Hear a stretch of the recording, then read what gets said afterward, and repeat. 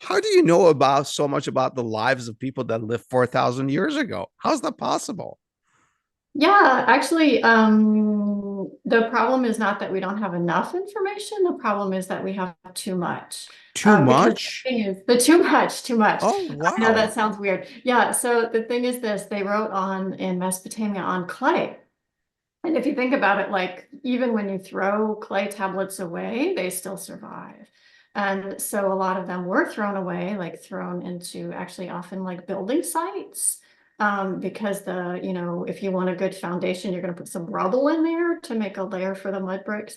And so that's how they would recycle often these tablets, but they're not destroyed, right? And so when an archaeologist or an Wow. illicit person who goes and loot sites to sell things on the art market, then what happens is they might find like 20 or 30,000 of these at once. I'm sorry, did you say 20 to 30,000? Yeah, at once. And so for this particular, like literally 40-year period, we have at least 120 to 150,000 tablets for that 40 or 50-year period. So that works out to be like about 40 a day. And there's even more in Iraq that have never been published or not yet found. So the problem is too much, not too Oh, little. wow. Okay. First of all, Yeah. just could you clarify for me this 40-year period goes back Uh-huh. again to 4,000 years ago, right? Yeah. That's what we're going Hmm. to, okay. Um, and we're going to talk about that more in the subsequent Hmm. segments.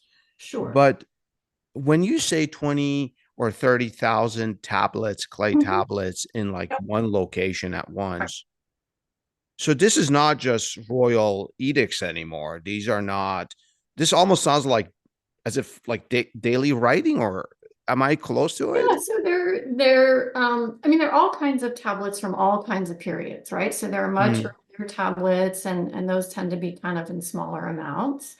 Um, and then there's, later, like through the whole gamut of Mesopotamian history, between about 3,500 to about, I think the latest cuneiform tablet is like something AD.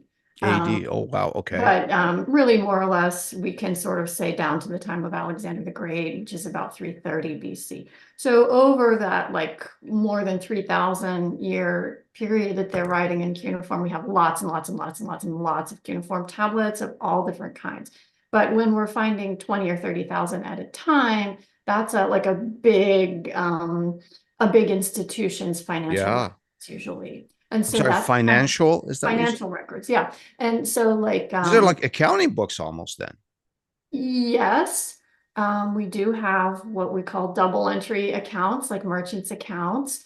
We have laundry lists, we have tax records. Oh Um, my we gosh. have like who showed up for work, who ran away. So these are usually associated with temples, and we'll talk about the temples later, but the Yeah. temples were used not just like people would, like priests and stuff would go there and worship, but they had, like you can imagine the Vatican back in medieval history, they ran a lot of businesses too. It was And a so, site of administration, a right. location. Yeah.